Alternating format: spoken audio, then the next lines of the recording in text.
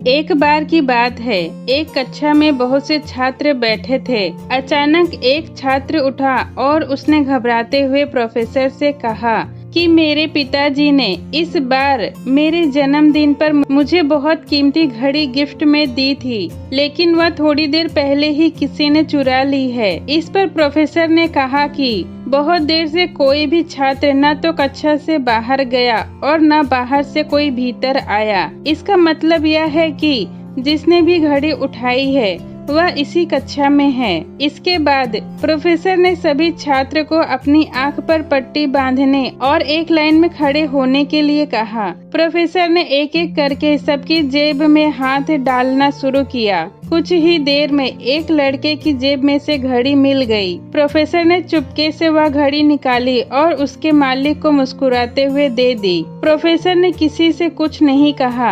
सबकी आंखों पर पट्टी होने की वजह से किसी को कुछ पता नहीं चला कि घड़ी किसने चुराई थी। अगले 2-3 दिन तक घड़ी चुराने वाला बच्चा मन ही मन घबराता रहा कि उसका राज खुल जाएगा, लेकिन किसी को मालूम नहीं हुआ।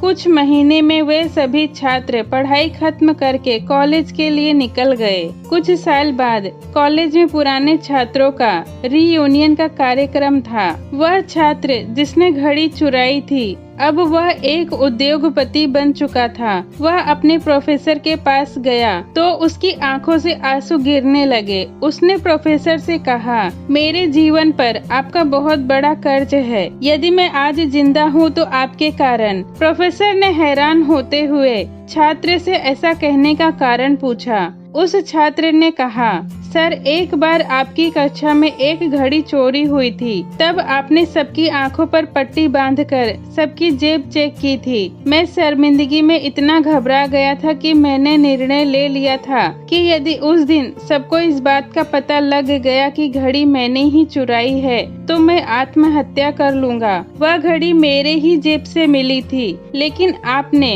उस बारे में किसी को नहीं बताया। आपने मुझे माफ कर दिया था और उस दिन आपने मेरी इज्जत रख ली। उस दिन मुझसे गलती हो गई थी और मैंने अपने आप से वादा किया था कि मैं कुछ बनकर दिखाऊंगा। यदि आप उस दिन मेरी चोरी के बारे में सबको कह देते तो मैं अपनी जान दे देता। प्रोफेसर ने धीरे से कहा, मैं नहीं जानता था कि वह घड़ी तुमने ली थी। मैंने तुम सबकी आंखें तो पट्टी से बंद करवा दी थी, लेकिन साथ ही साथ अपनी आंखों पर भी पट्टी बांध ली थी। मैं नहीं चाहता था कि मुझे पता चले कि मेरे किस छात्र ने यह काम किया है, ताकि अपने किसी छात्र की वैल्यू मेरी नजरों में कम ना हो। यह सुनते ही वह लड़का जो अब एक नामी उद्योगपति था नतमस्तक हो गया। व्यवहार की इतनी उच्चता, इतनी विनम्रता, इतनी उदारता उसकी कल्पना से परे था। उसकी आंखों में उस प्रोफेसर का सम्मान और भी कई गुना बढ़ गया।